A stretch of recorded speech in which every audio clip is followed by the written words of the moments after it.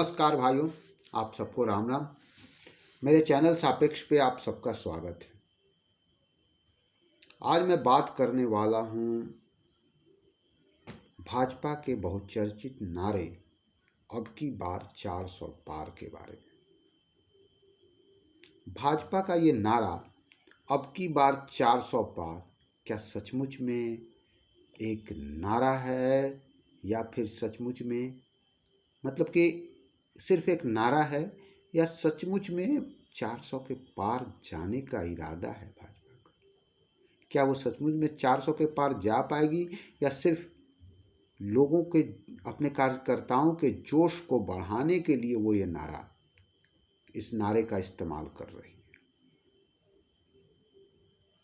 सबसे बड़ी बात ये है कि ये नारा सिर्फ भाजपा का है या पूरे एनडीए गठबंधन का है।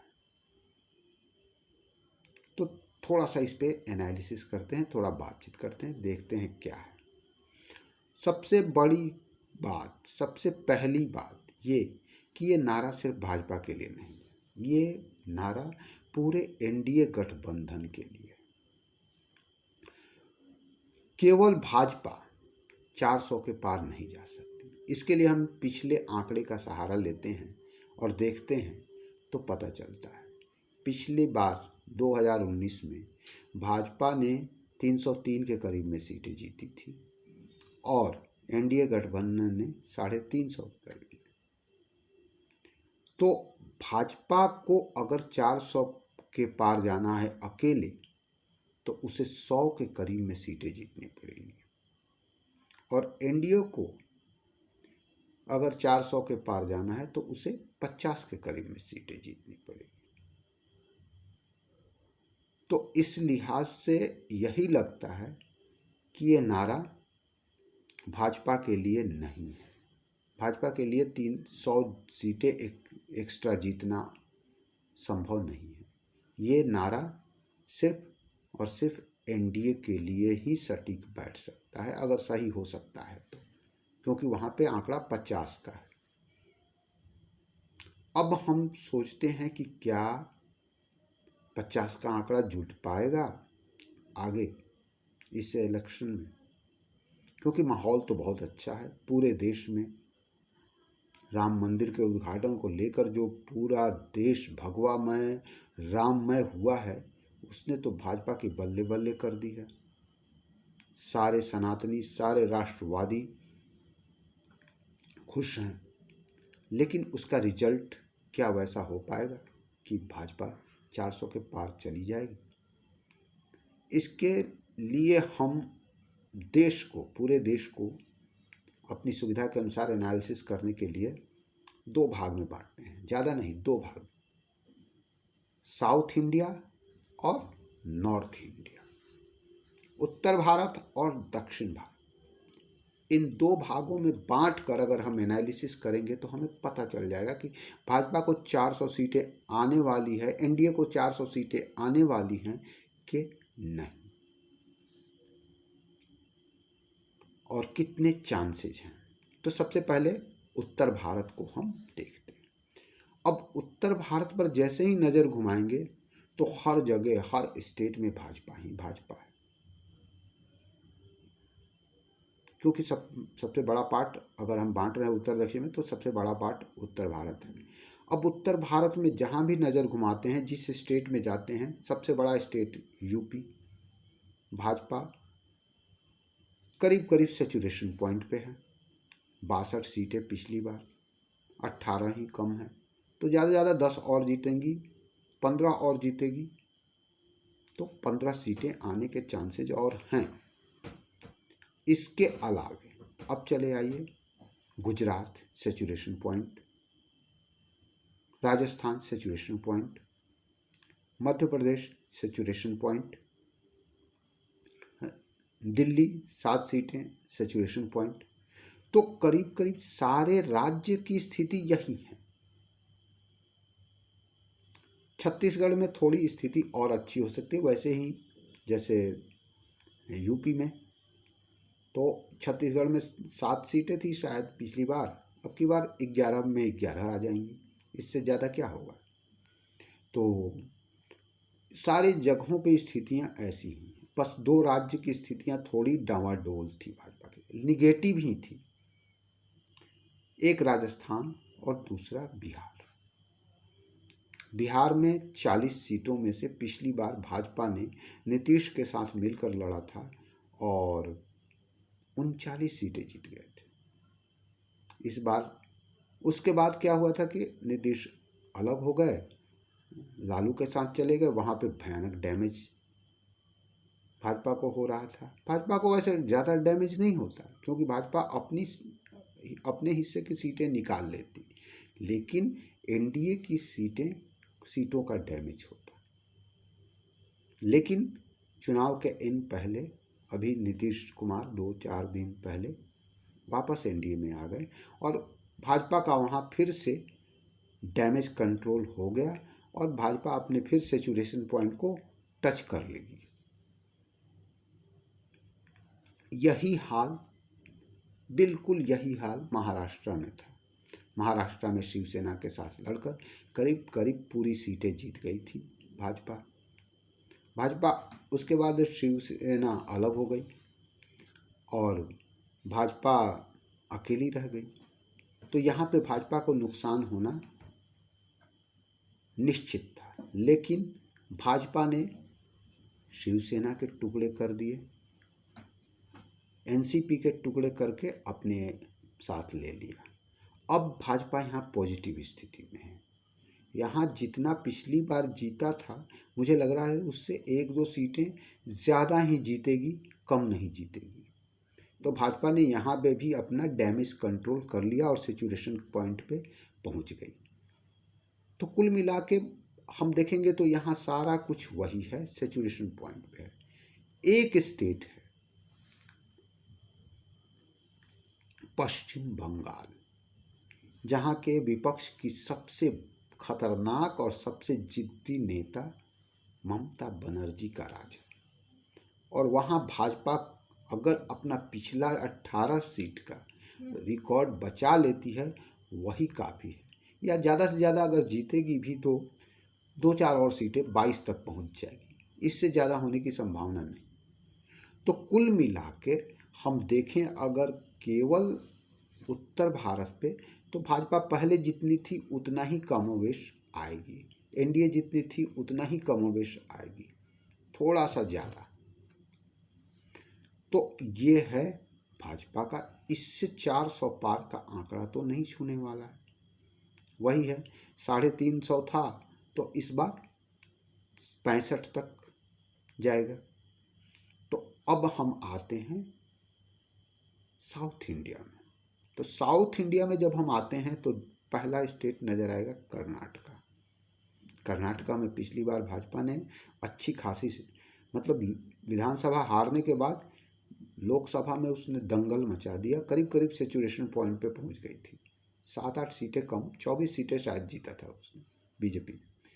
तो इस बार जेडीएस का भी साथ है, तो कुल मिला के हो सकता है क्लीन स्वीप कर जाए। 29 सीटें हैं शायद, तो 29 में 29 जीत जाए या 28 जीते या 27 जीते। तो यहाँ एनडीए का भी सीट बढ़ने के चांसेज हैं और बीजेपी की भी सीट बढ़ने के चांसेज हैं। एनडीए का सीट 2-4, 1, 2 या 3 बढ़ेगा, जेडीएस को जितनी मिलेंगी और उसमें जे जीतेगी, क्योंकि अब जेडीएस एनडीए का हिस्सा है। इसके बाद आते हैं तो यहाँ पे भी करीब करीब कोई नुकसान फ़ायदा वाली बात कोई बहुत ज़्यादा नहीं होगी। अब इसके बाद आते हैं तेलंगाना। तेलंगाना में भी वही चीज़ें। तेलंगाना में पिछली बार 4 सीटें जीती थी, इस बार ज़्यादा से ज़्यादा 4 से 8 होंगी, इससे ज़्यादा होने के चांसेस नहीं हैं क्योंकि कांग्रेस की वहाँ पे बहुत अच्छी पकड़ है। अभी तुरंत उसने विधानसभा चुनाव जीता है और अपने टीआरएस जो है बीआरएस हो गया है, तो वो उसका भी वर्चस्व है। तो देखते हैं क्या होता है। वैसे भाजपा मेहनत कर रही है, तो वहाँ पे क्या स्थिति है ये देखते हैं। अभी पिछली स्थिति के हिसाब से 2-4 सीटें दिख रही है, अगर नॉर्मल देखा जाए तो। हम बाद में एनालिसिस करेंगे कि मेहनत क्या है। अब केरला है। आंध्रा में भी वही स्थिति है। आंध्रा की भी कोई बहुत बड़ी स्थिति अच्छी नहीं है। उसके बाद केरला में पिछली बार जीरो था हमेशा की तरह। इस बार लोग कह रहे हैं कि अच्छी सी मतलब एक क्रिश्चियन की पार्टी है तो उससे तालमेल हुआ है। तो सबसे बड़ी चीज़ है कि कर्नाटका की डेमोग्राफी ही बदली हुई है। वहाँ मुस्लिम बहुल और क्रिश्चियन ये दोनों मिलकर वहाँ पे बहुमत का आंकड़ा है, मतलब 50% से ऊपर की आबादी हो जाती है। हिंदू मात्र 40 से 45% पे सिमटा हुआ है। ऐसे में भाजपा कैसे वहाँ पे जीते? भाजपा ने अभी एक गठबंधन किया है जिस ईसाई समुदाय से आते हैं उसके ये उनके साथ गठबंधन किया है। भाजपा लगी हुई है कोशिश में कि ईसाइयों को किसी तरह अपने पाले में किया जाए, क्योंकि वहाँ पे धर्मांतरण और लव जिहाद का जो मुद्दा है वो सिर्फ भाजपा का मुद्दा नहीं है, भाजपा के साथ नहीं गुजरी है और हिंदुओं के साथ नहीं है वो, उसका ताल्लुक उनका ताल्लुक क्रिश्चियनों के साथ भी है। तो वो किसी तरह भी भाजपा चाहती है कि वो लोग मेरे पाले में आ जाए। अगर क्रिश्चियन के जो वोट परसेंटेज हैं तो वो आ जाएं भाजपा के हिंदुओं के साथ, तो वहाँ पे मामला भाजपा के पाले में आ सकता है। तो 3-4 सीटों की स्थिति तो बता रहे हैं, लेकिन ज़्यादा यह 3-4 सीटें कोई बहुत इतना बड़ा आंकड़ा नहीं होता है कि 400 पार ले जाए। इसके बाद आते हैं हम तमिलनाडु में। तमिलनाडु में भी चमत्कार की आशा लोग लगाए हुए हैं, लेकिन अभी बंद है मुट्ठी। अभी तो पहले वाली ही स्थिति पे सोचना पड़ेगा। वो चमत्कार वैसा ही होगा जैसे कि त्रिपुरा में अचानक हुआ था, वैसा हो जाए तो कह नहीं सकते हैं, क्योंकि वहाँ पे एक अन्नामलई नाम के बहुत ही क्रांतिकारी नेता भाजपा के साथ जुड़े हुए हैं और काफ़ी बेस स्तर पे काम कर रहे हैं। और ये पिछले भीड़ जो जुटे हैं वहाँ मोदी के कार्यक्रम में और लोगों का भी ये जो आया है हुजूम, उससे पता चला है। लेकिन वो वोट में कितना तब्दील होता है इस पे। अब राम जन्मभूमि के पहले भाजपा ने काफ़ी मेहनत की है और विशेषकर मोदी जी ने ज़बरदस्त मेहनत की है साउथ में। साउथ के करीब करीब 11 दिनों के उपवास के बीच में 3-4 बड़े बड़े मंदिरों में वो गए। वहाँ पे उन्होंने पूजा अर्चना से लेकर सारी चीज़ें की, लोग उद्घाटन किए, बहुत सारे मतलब पॉलिटिकल और नॉन पॉलिटिकल दोनों किए। और इसका रिजल्ट काफ़ी, भीड़ तो काफ़ी दिखी, उनका पॉजिटिव रिस्पांस तो रहा ही है। प्लस अन्नामलई जी हैं अपने इधर कर्नाटका में भी बहुत अच्छी स्थिति है जेडीएस के आने के बाद, और इधर तेलंगाना में भी ठीक ठाक स्थिति है। केरला में भी गए थे और काफ़ी अच्छी स्थिति है और वहाँ गठबंधन भी हुआ है एक नई पार्टी के साथ। तो टचवुड अगर ये सारे प्लान सफल हो जाते हैं तो भाजपा अब की बार 400 पार का नारा सिर्फ नारा नहीं रहेगा, वो सच बन जाएगा। और इसके सच बनने के आसार साउथ इंडिया पर ही टिका हुआ है। और साउथ इंडिया में स्थिति पहले से अच्छी नहीं रही है, तो क्या होगा कोई जानता नहीं।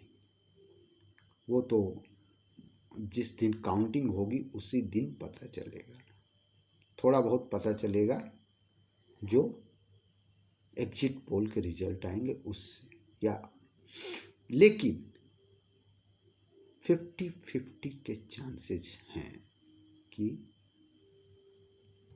एनडीए 400 पार जा सकता है। एनडीए 400 पार जा सकता है। भाजपा का ये नारा कि अब की बार 400 पार सिर्फ नारा नहीं है, इरादा है।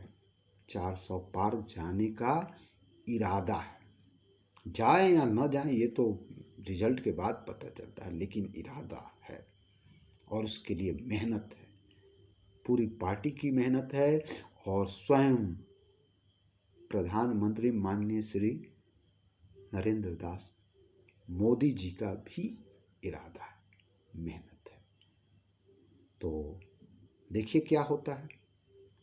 अगर नहीं हुआ तो इसके बाद वाले में तो चुनाव में 29 के चुनाव में तो साउथ मुझे लग रहा है कि भाजपा की मुट्ठी में आएगा ही आएगा, क्योंकि ये मेहनत आज नहीं तो कल रंग लाएगी ही लाएगी, क्योंकि मेहनत कभी भी व्यर्थ नहीं जाता, कोशिशें ही कामयाब होती हैं। और विपक्ष तो सिर्फ ये सोच के बैठा हुआ है कि जनता जिस दिन भाजपा से उकता जाएगी उस दिन हमें वोट दे देगी। इसके पहले सरकारें ऐसी ही बदलती थी, सारी सरकारें एक जैसी होती थी। कभी किसी का चेहरा अच्छा नहीं लगा तो बदल दिया, किसी का चेहरा फिर से अच्छा लगने लगा तो बदल दिया। कामकाज से तो कोई दोनों सरकारें एक जैसी चलती थी, चाहे मायावती हों या मुलायम। तो भाजपा एक ऐसी पार्टी के रूप में आई है जिसने इन सारी चीज़ों को चेंज किया है। अब विपक्ष को पता ही नहीं चल रहा है कि क्या करे।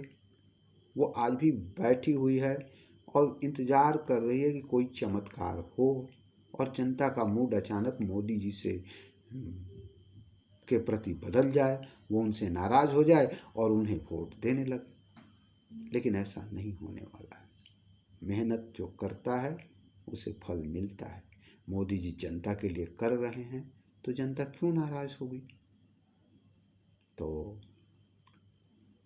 इसका मेरे इस एनालिसिस का निष्कर्ष यही है कि भाजपा का अब की बार 400 पार का नारा सिर्फ नारा नहीं है, 400 के पार जाने का इरादा है और चांसेस है कि एनडीए इस बार 400 के पार चला जाए। अगर 400 के पार नहीं भी जाएगा तो 375 से तो ऊपर ही रहेगा और भाजपा भी 330 के आसपास रहेगी। तो आज के इस वीडियो में इतना ही। अगली बार फिर से अगले वीडियो में मिलते हैं। तब तक के लिए नमस्कार। सभी राष्ट्रवादी भाइयों को राम राम। आप प्लीज़ मेरे इस चैनल को लाइक कीजिए, सब्सक्राइब कीजिए, वीडियो देखिए, वीडियो को लाइक कीजिए और अच्छा लगे तो कमेंट भी कीजिए मेरा एनालिसिस कैसा लगा। अभी नया मैंने चैनल शुरू किया है तो प्लीज़ देखिए और सभी मेरी मदद कीजिए। जय राम जी की।